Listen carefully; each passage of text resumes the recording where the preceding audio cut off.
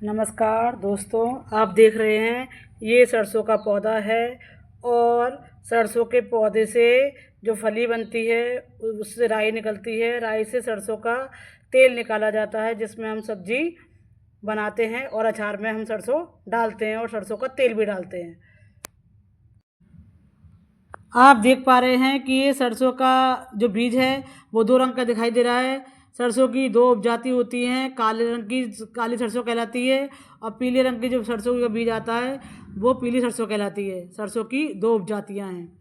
अब हम बात करते हैं, सरसों की दो उपजातियां हैं। सरसों की इसी फली को जब एक्सपेलर में डाला जाता है तो उससे सरसों का तेल निकलता है।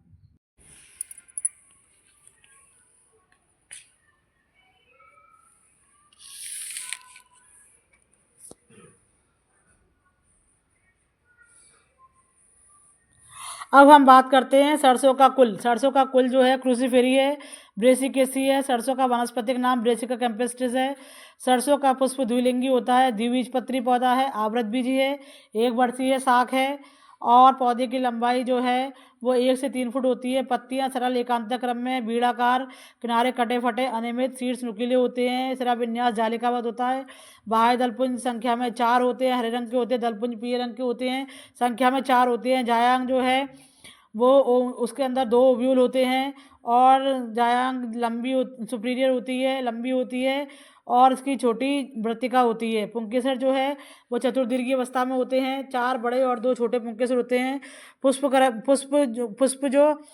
पुष्पक्रम जो है उसमें पुष्पक्रम जो है वो रेसमोस पुष्पक्रम है जिसमें नीचे की ओर पुराने फूल होते हैं और ऊपर की ओर नए फूल होते हैं। पुराने फूल बड़े होते हैं और नीचे की ओर जो दिख रहे हैं पुराने फूल हैं, ये इसकी फली भी जो बनेगी वो बड़ी बनेगी। फली जो बनेगी बड़ी बनेगी और ऊपर की ओर आप देख रहे हैं छोटी फली दिखाई दे रही है। नए पुष्प से छोटी फली बनी है, इसको रेसमोस पुष्पक्रम कहते हैं।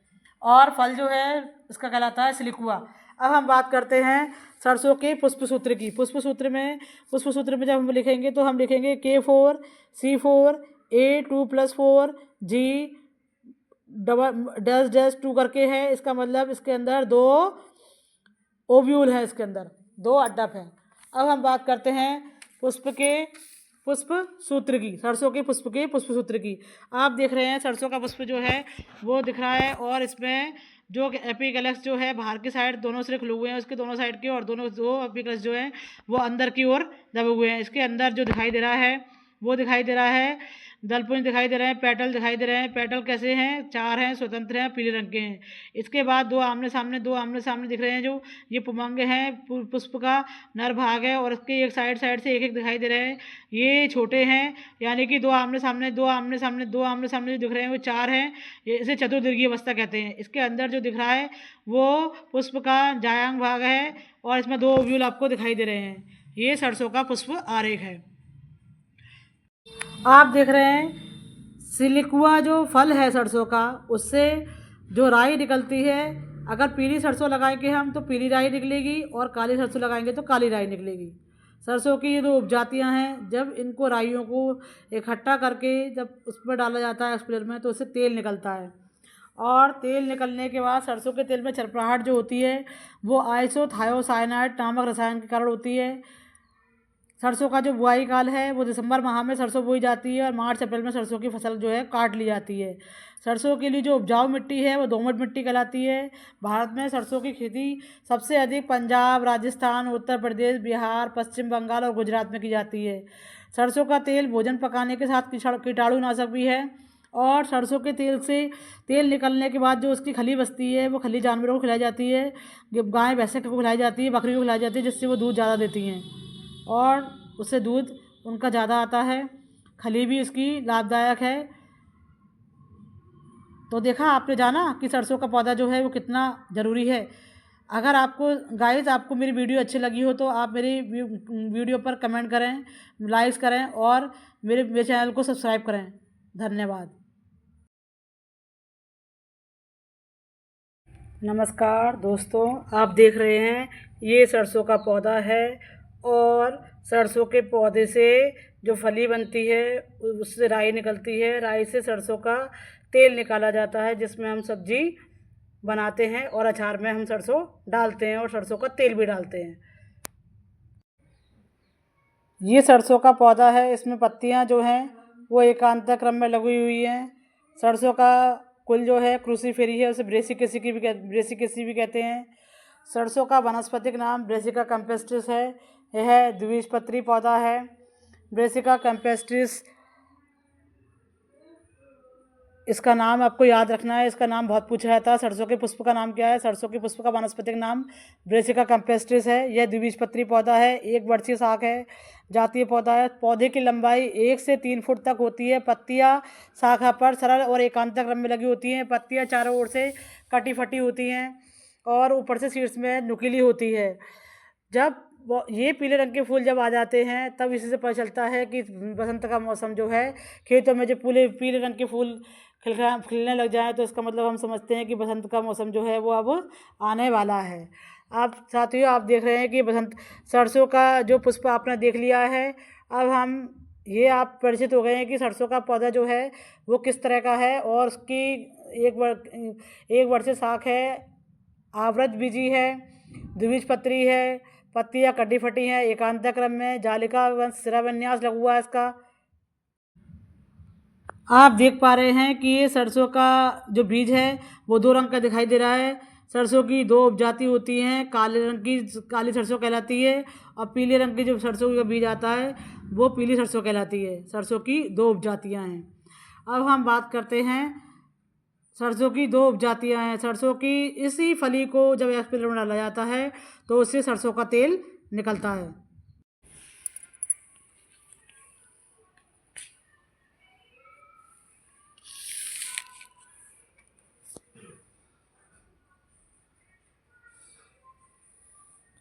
अब हम बात करते हैं सरसों का कुल। सरसों का कुल जो है क्रूसीफेरी है, ब्रेसिकेसी है। सरसों का वानस्पतिक नाम ब्रेसिका कैम्पेस्ट्रिस है। सरसों का पुष्प द्विलिंगी होता है, द्विबीजपत्री पौधा है, आवृत बीजी है, एक वर्षीय शाख है और पौधे की लंबाई जो है वो 1 से 3 फुट होती है। पत्तियां सरल एकांतर क्रम में, बीड़ाकार, किनारे कटे फटे, अनियमित, शीर्ष नुकीले होते हैं। शिराविन्यास जालिकावत होता है।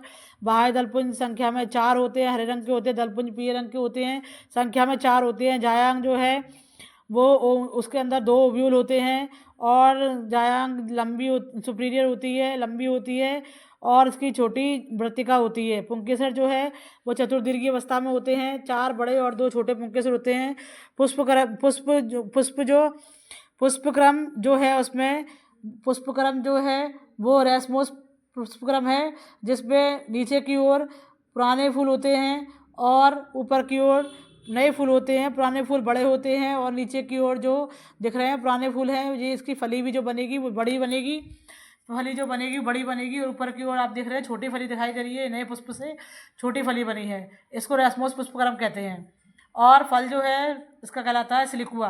अब हम बात करते हैं सरसों के पुष्पसूत्र की। पुष्पसूत्र में जब हम लिखेंगे तो हम लिखेंगे K4 C4 A2+4 G -2 करके है। इसका मतलब इसके अंदर 2 ओव्यूल है, इसके अंदर 2 अड्डप हैं। अब हम बात करते हैं पुष्प सूत्र की, सरसों के पुष्प सूत्र की। आप देख रहे हैं सरसों का पुष्प जो है वो दिख रहा है और इसमें जो एपिकैलिक्स जो है बाहर की साइड दोनों सिरे खुले हुए हैं, उसके दोनों साइड के, और दो एपिकैलिक्स जो हैं वो अंदर की ओर दबे हुए हैं। इसके अंदर जो दिखाई दे रहा है वो दिखाई दे रहा है दलपुंज दिखाई दे रहे हैं, पेटल दिखाई दे रहे हैं। पेटल कैसे हैं? 4 हैं, स्वतंत्र हैं, पीले रंग के हैं। इसके बाद 2 आमने सामने दिख रहे हैं, जो ये पुमंग हैं, पुष्प का नर भाग है और इसके एक साइड से एक दिखाई दे रहे हैं, ये छोटे हैं। यानी कि 2 आमने सामने जो दिख रहे हैं वो 4 हैं। ये इसे चतुर्दीर्घीय अवस्था कहते हैं। इसके अंदर जो दिख रहा है वो पुष्प का जायांग भाग है और इसमें 2 ओव्यूल आपको दिखाई दे रहे हैं। ये सरसों का पुष्प आरेख है। आप देख रहे हैं सिलिकुआ जो फल है सरसों का, उससे जो राई निकलती है। अगर पीली सरसों लगाएंगे हम तो पीली राई निकलेगी और काली सरसों लगाएंगे तो काली राई निकलेगी। सरसों की ये 2 उपजातियां हैं। जब इनको राइयों को इकट्ठा करके जब उसमें डाला जाता है एक्सपेलर में तो उससे तेल निकलता है और तेल निकलने के बाद सरसों के तेल में चरपराहट जो होती है वो आइसोथायोसाइनाइड नामक रसायन के कारण होती है। सरसों का जो बुआई काल है वो दिसंबर माह में सरसों बोई जाती है और मार्च अप्रैल में सरसों की फसल जो है काट ली जाती है। सरसों के लिए जो उपजाऊ मिट्टी है वो दोमट मिट्टी कहलाती है। भारत में सरसों की खेती सबसे अधिक पंजाब, राजस्थान, उत्तर प्रदेश, बिहार, पश्चिम बंगाल और गुजरात में की जाती है। सरसों का तेल भोजन पकाने के साथ कीटाणुनाशक भी है और सरसों के तेल से तेल निकलने के बाद जो उसकी खली बचती है वो खली जानवरों को खिलाई जाती है, गाय भैंसे को खिलाई जाती है, बकरी को खिलाई जाती है, जिससे वो दूध ज़्यादा देती हैं और उससे दूध उनका ज़्यादा आता है। खली भी इसकी लाभदायक है। तो देखा आपने, जाना कि सरसों का पौधा जो है वो कितना ज़रूरी है। अगर आपको गाइस आपको मेरी वीडियो अच्छी लगी हो तो आप मेरी वीडियो पर कमेंट करें, लाइक्स करें और मेरे चैनल को सब्सक्राइब करें। धन्यवाद।